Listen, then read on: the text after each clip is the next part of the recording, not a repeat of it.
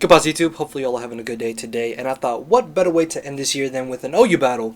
No, this is not a special, I'm just using a hail team, which is a bit ironic. But this is actually a hail team that was made by my good friend Joey, aka PokeMMD. Originally he had Xatu over Terrakion, and you're going to see that having Xatu would have been so much better in this battle than having Terrakion. But hey, it's fine. Looking at potential threats on my opponent's team, it's basically his whole team. It's Sun versus Hail, which is already not fair. But because he has Donphan as his only rapid spinner, and due to the fact that Golurk is a ghost type, as soon as they get on my stealth rocks, I don't really have to worry about them being spun away unless I lose my Golurk. Also, Terrakion should be pretty beneficial to me in this battle, just because I can Stone Edge practically his entire team once I do get rid of the Donphan. So I thought my best lead would be my Golurk, as he does end up leading with the Donphan. We're both just going to get up our stealth rocks. Due to the fact that he doesn't have a spin blocker on his team, I don't really have to worry about stealth rocks too much, because whenever I get a free switch into Tentacruel, I can go straight for the rapid spin, and if I do get rid of the Venusaur, I can then get a Bolero Spikes, possibly. Toxic Spikes, sorry.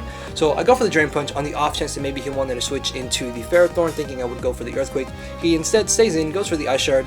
I wasn't worried about Toxic just because I know most Donphans nowadays don't tend to carry Toxic, so I really wasn't worried about that, and as you saw, Ice Shard did almost nothing to me. As he brings in the Ferrothorn, I actually went for the Earthquake this time on the off chance that maybe he wanted to bring in the Ninetales or the possible Victini to take the Drain Punch, but no, he does make the better play, brings in Ferrothorn, as an Iron Fist boosted Drain Punch is an easy 2 KO after the damage with Earthquake.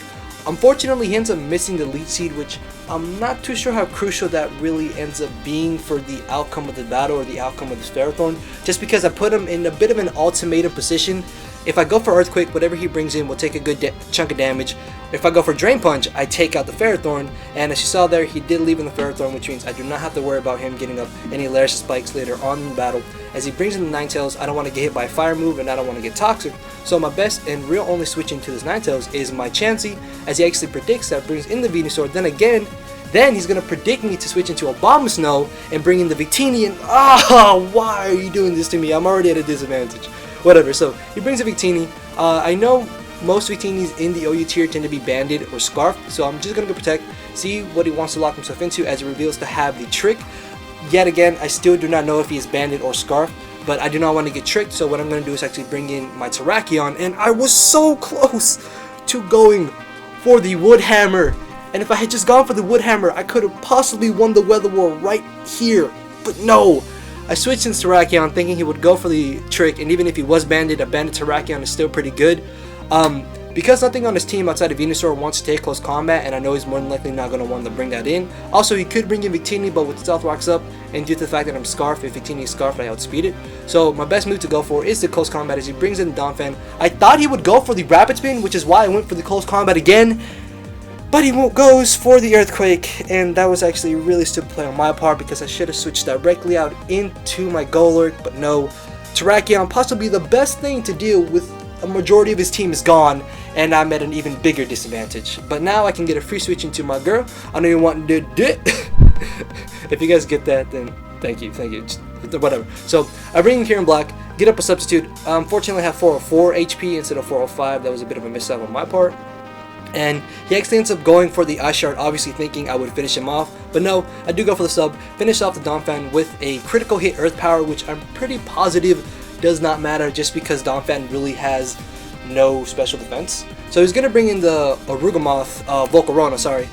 After the rocks, I'm thinking, hey, Earth Power should finish it off, right? Because I have about 230 special attack EVs. But no, he turns out to be a bulky Quiver Dancer, and I'm like, hey, Fusion Bolt, right?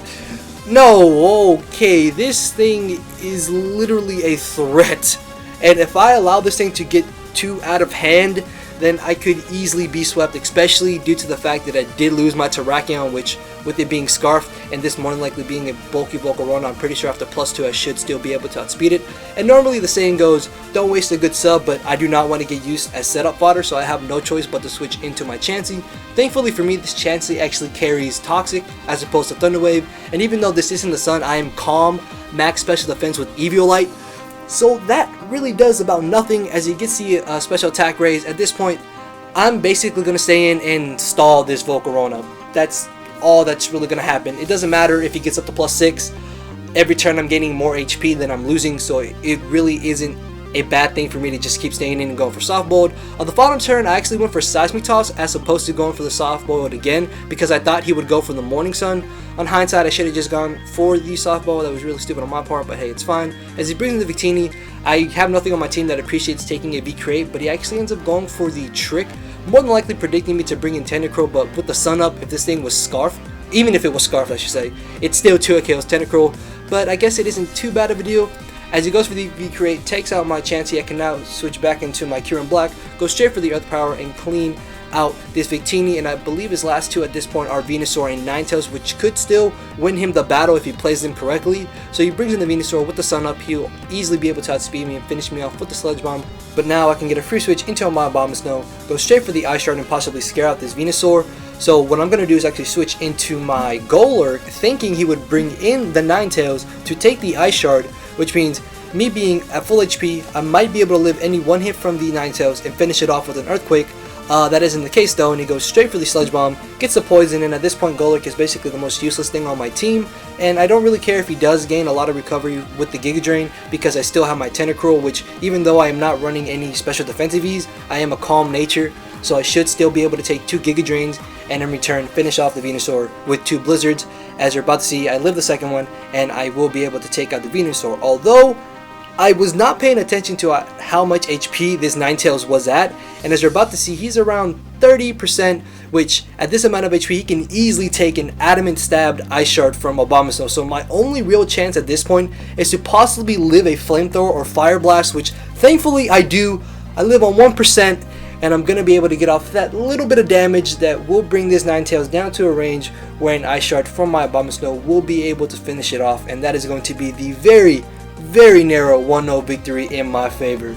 Definitely a fun, intense game near the end. I made some bad plays, my opponent made some bad plays, but all in all, I thought it was a pretty good battle to upload, and hopefully you guys did enjoy it, and if you did, you know what to do. But before I let you guys enjoy the rest of your day, I want to thank you guys for being one of the reasons on why my year of 2012 was great. I have a fan base, which I never thought I would have, guys. Thank you. Hopefully y'all will still continue to show me support the following year. And with that, guys, enjoy the rest of your day and enjoy the rest of his year. So I do believe I'm out of here. Later.